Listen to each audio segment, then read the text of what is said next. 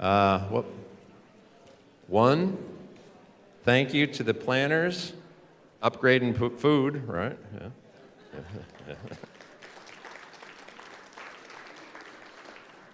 Yeah. Last few times I've been on the floor, and I felt like I was kind of struggling to see people. Now I feel like I'm lording over, but this is a great view.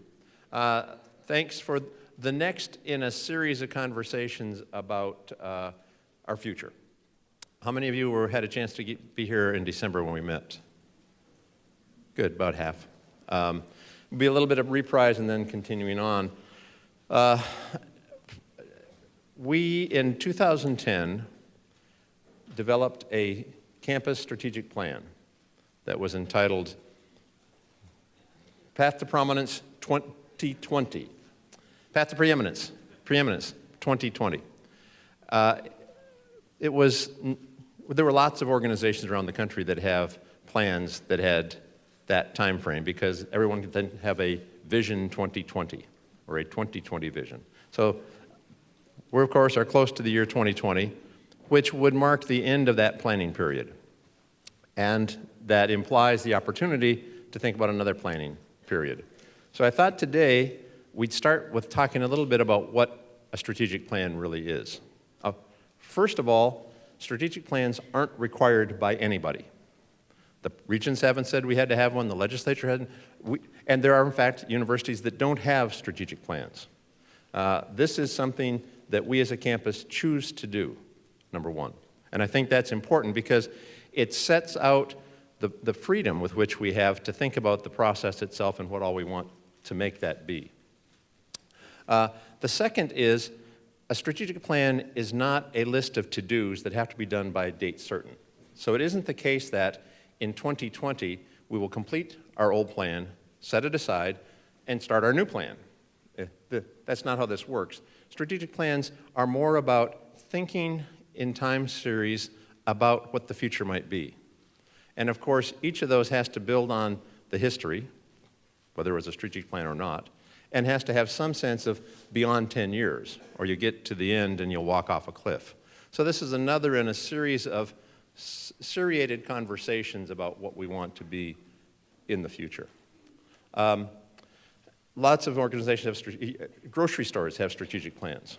There are some grocers whose strategic plan is to be the most widely operated grocery chain in Southern California.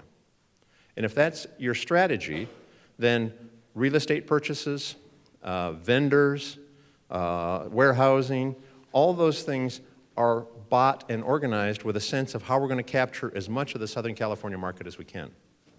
But your strategy might be instead to be the most widely dispersed organic grocer in the Western United States. And then your vendors that you buy from look different, your transportation routes look different, your warehousing systems look different, your employee contracts look different because they're multiple states. Or you could be a strategy that's to be the most effective and most widely held grocer in North America. Each of those strategies leads to different kinds of behaviors and different decisions and different individual year-to-year kinds of plans. But in each of those cases, you would hope that all of your employees, all of your divisions across the Western US or North America, whatever your strategy is, would be thinking about the bigger strategy. So in the case of Western United States, you would hope that one of your affiliates in Nevada isn't buying all of their produce from New Jersey, because the corporate strategy is to think about the Western US, okay? And investments then align with that strategy. Same is true for a university. We kind of lay out what we want to be in the future, and then over the next number of years and time, we hopefully all collectively make decisions that support and lead toward that end game for all of us. And that's what this is. Now, thinking about what our institutional profile is and what our future is, by necessity has to be a big conversation, and that's why we've started in December. We're starting to continue today. I'm going to hand over to the provost here in a minute, and we're going to talk about the next several months of this conversation. It is also the case that inevitably there's a tension between how much freedom we want to leave for ourselves in the future, because You could just say, we want to be a great university.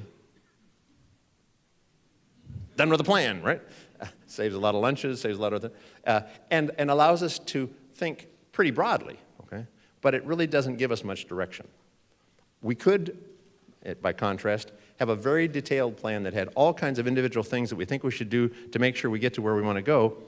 And then 4 years, 5 years, 6 years, when the world changes, we're kind of feel constrained by our plan. So part of this next several months is among ourselves talking about what the right balance is between freedom to be creative and explore and expand all that we might be in the future, and enough specificity so that all of our colleagues understand what it is we're trying to get done and where we're trying to go. Whoop. Now this, I love this picture. This is, I don't know if it's quite 1954, but it's pretty close in time. And I'll just let you look for a minute. Try to identify some landmarks, for those of you who haven't seen this map before. Yeah, people are pointing, that's good. Yeah. There's a couple of, I'll give you two to start with. This space right up here at the top is Canyon Crest Housing, family student housing. So that kind of bounds the north side. And right down here in the trees, oh, in fact, I can do it over here, everybody can see it. Down here in the trees is Anderson Hall. Okay. So notice there's no University Avenue. Like, whoa, right? In fact, I wrote them down. So the first 5 buildings on the campus were Weber, Watkins, Geology, and what are the other 2? Not the library. Athletics. There was a gym. 5th one's the toughest one. The central plant for heat and water. So we had a gym, we had a physical plant, and we had 3 academic buildings originally on the campus. And if you think for a minute about that, in 1954, that was what we thought we needed for our future. A gym, a power plant, and 3 classroom buildings. Okay? And it served us pretty well. I don't know if we'd choose the same buildings today, or those of you who occupy some of those may, I don't know, we could do better. But it's kind of fun to think back 65 years ago and what the world looked like then. I look at this map and I think, oh my goodness. You can see how people saw us as an enclave. This was going to be a campus off in the middle of nowhere, right? The rest of this picture, if we expand it, it's probably mostly all orange trees, right? Now, we're far from being out in the middle of nowhere. We're right in the middle of a huge population mass. And so even in a physical sense, the world has changed a whole lot in that period of time. Now, jumping ahead to 2010, we had here it is, Path to Preeminence. This is the cover of the strategic plan, and it's online. I'd recommend going back and reading it. It's a great plan. There were 4 broad goals in the plan. And this is, for those of you who weren't here last time, you're welcome to go back online and take a look. We did a little more detail talking about kind of some of the impacts of the last plan. I want to touch on a couple here just to give people a sense. One of the goals was academic excellence. And included in that was the aspiration of growing federal research funding. Not just grant money for research, but federal research funding in particular. In the world of grant support, arguably the most difficult to achieve or receive and the most prestigious are federal grants, because the review system is much more rigorous, and there's actually a kind of a mark of scientific and scholarly success that comes with receiving federal grants. And graduation rates, 10 years ago, we were not faring well in terms of just success in having students graduate. Too many of them weren't graduating. Those numbers have changed markedly. We're up more than 50% on federal funding. We're over $100 million a year. Our graduation rates have increased by double-digit percentage points over this period of time. We've made huge progress. And it wasn't that we laid out in 2010 exactly who should write which grants or which students we wanted to graduate who hadn't graduated the year before, but we instead talked about these as important attributes for our campus. And in fact, in the case of graduation rates, A couple of years later, in 2012-13, we seeded the Graduation Rate Task Force. Graduation Rate Task Force, I guess was the name. That offered a whole set of recommendations for all kinds of groups on campus to make that change. Access, we've increased the number of Pell-eligible students on campus. We've increased the number of first-generation and underrepresented students on campus by hundreds. Excuse me. And in fact, we now graduate more students with Pell Grants than anybody in the country. So we've changed our profile in ways that were consistent with what these goals were in 2010. Yeah, we know a lot about the diversity of our campus. We have 86% of our students are students of color now, or close to that. I can tell you, when I look at our composite, though, and you can down all the individual data, we have done quite well at increasing and maintaining the diversity of our undergraduate student body.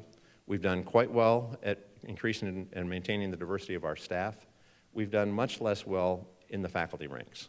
And so for me, when I think about our future, whether it's 10 years or further, I think that has to be one of the things we all have to commit to.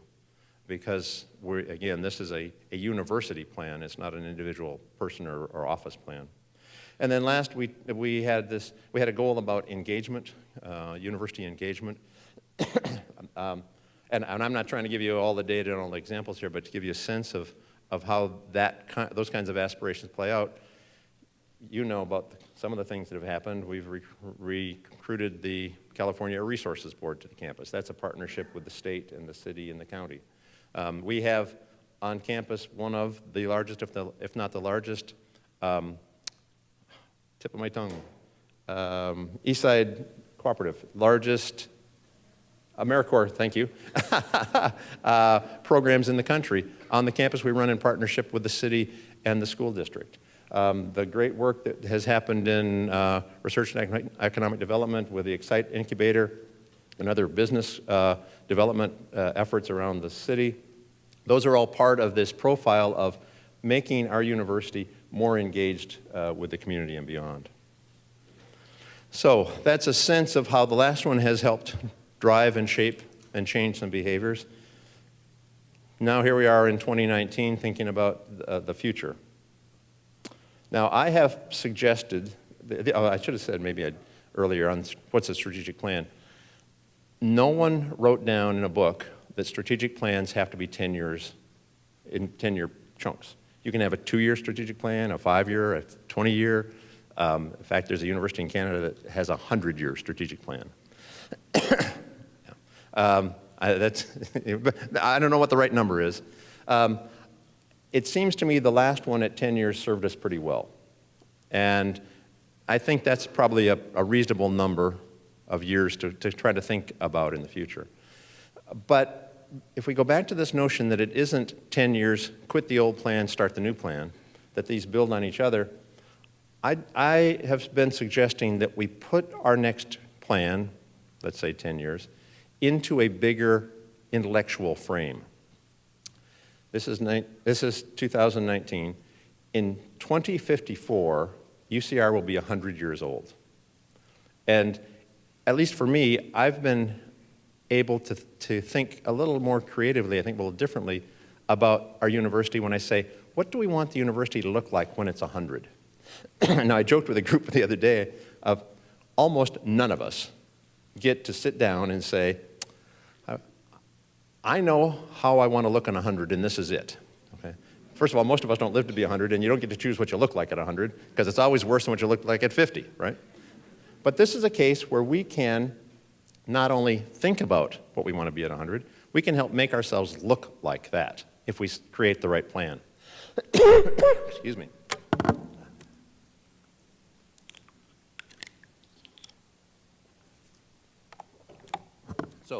So 35 years, long time. For some of you in the room, 35 years ago doesn't seem that long. I'll raise my hand. For others, it may seem longer, so let's calibrate a little bit. 1984, Apple came out with a Macintosh. It was the first computer with an expected and built-in mouse.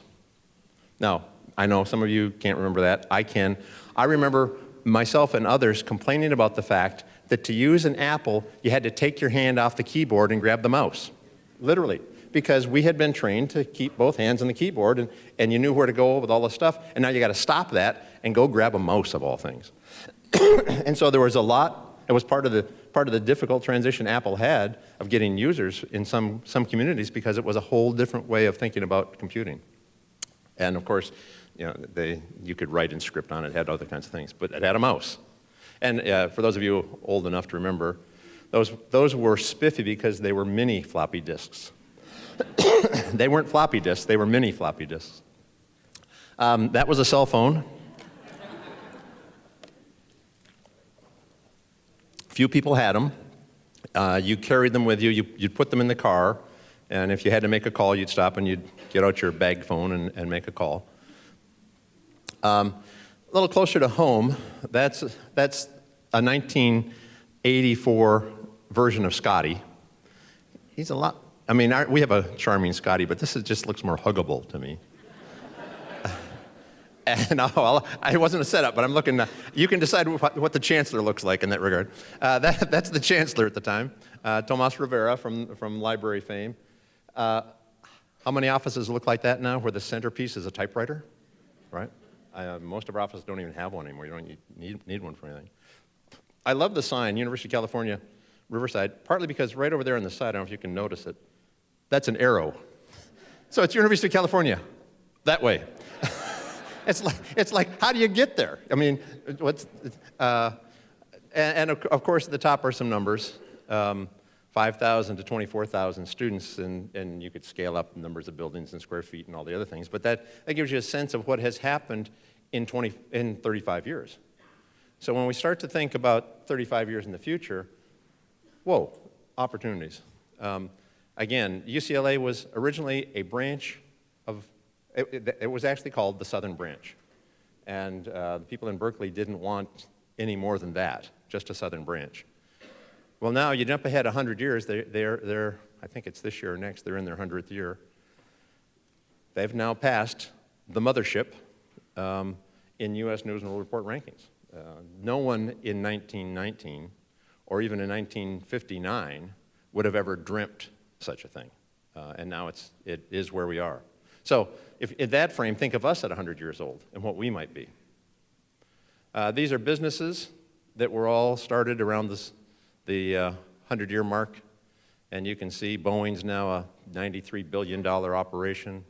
Hilton Hotels. Conrad Hilton bought his first hotel in 1919. Now it's Hilton, Hampton, Embassy Suites, Waldorf Astoria. Who would have ever dreamt that? Boeing, in 1984, they were still competing with McDonnell Douglas. Who remembers McDonnell Douglas?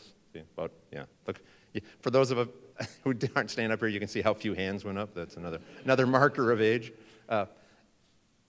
That's the kind of opportunity set that we can be thinking about in a strategic way. In the same way Boeing has a corporate strategy, no doubt, that they've been pursuing for the last X number of decades.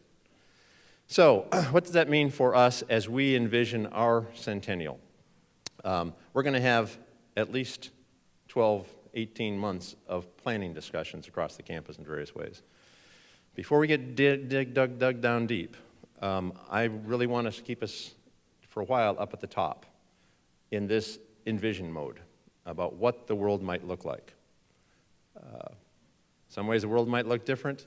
This is, I think we got it, the United Nations is suggesting in 2015, those are the 3 most populous countries in the world, China, India, and United States. In 2054, the year we're looking at, Nigeria will be the 3rd largest country by population. I love this picture. We're going to be older. 65 and older will be 17% of the world's population. Just savor the picture for a minute. $500 worth of computing power today will cost 50 cents. Now, when you go back to that computer, that Macintosh computer or that cell phone, and appreciate how far we've gone, think of that again and more by 2054, and what kinds of power will be available to all of us.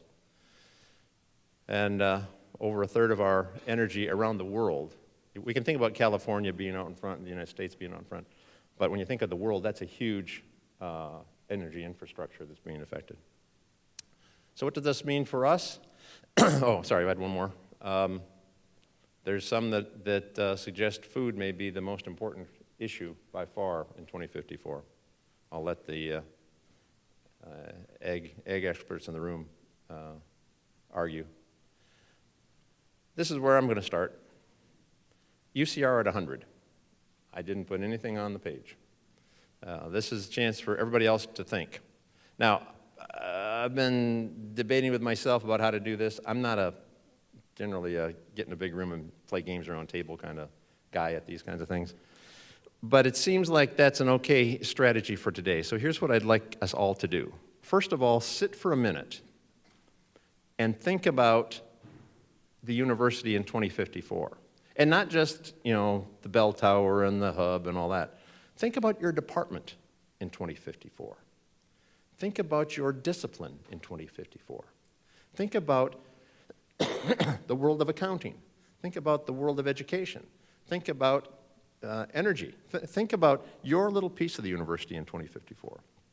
And think about the whole university in 2054 and what the region might look like in City of Riverside, what a transformation it has had just in the last 20 years. Think about the context that this university is going to be in 2054. And then after a little bit of thinking, I'm going to let you then engage. Some of these we've had people kind of typing up notes on the laptops. That's a little too impersonal. We got bigger fish to fry. So that's why there's a big piece of paper on the table with pens. Feel free to write away with your vision, your advice, your perspective on the university in 2054, your little piece or the whole big piece. We'll collect it all and collate it all and put it all on the line and curate it and do all that after the fact. We're going to do a little reporting out in a bit. We won't go through everybody's long list, but we'll do a little bit of reporting out so we have a little bit of conversation. And then we're going to get back to work, in a sense. And the provost, there she is going to talk us through a little bit of the actual logistical next steps in the next several months. But for now, sit and think a little bit, dream a little bit about 2054. Please. Okay, here we go. Now, first of all, make sure you get everything written down. On the big pages would be great, but if you got little note pages, make sure you leave all those too so we get all the good ideas. Don't have time to talk about every idea in the room, but we're going to do a few just to get a little sense of things. I have in my very hand a catch box. Oh. I'm going to throw the catch box and hope somebody catches the catch box. And embedded in the box is a microphone. And the proud recipient of the box gets to speak into the microphone and give us one great idea from your table. Okay? And when that person is done, they will have the freedom to throw the box to anybody they want in the room, who then gets the opportunity to give us one great idea. So here we go.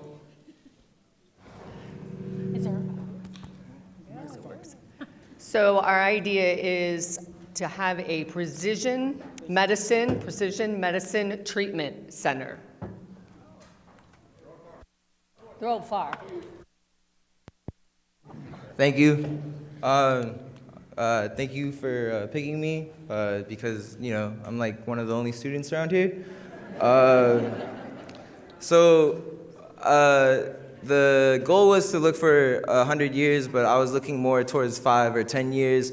I know that the school is very focused on expansion, but I also want to work on improvement on things that are currently being placed. I wanted to also talk about Coastal Hall. It was one of my main concerns. With Coastal Hall, MSSE, the Middle Eastern Student Programs, is in the hub, but it's not really part of the Coastal Hall. So I think that was it's kind of separating us. I I've always like looked to kind of have a center for all students of color rather than us just having in our separate spaces, because you know, it's hard to, like, I go into the Chicano student programs a lot, but it's hard to like reach out to other spaces because like it's just where I feel like more comfortable in. But I have reached out to other student programs, and it's been good. Another thing that like to bring up is just the student of conduct is right down Coastal Hall, which makes it kind of concerning for like a disciplinary building.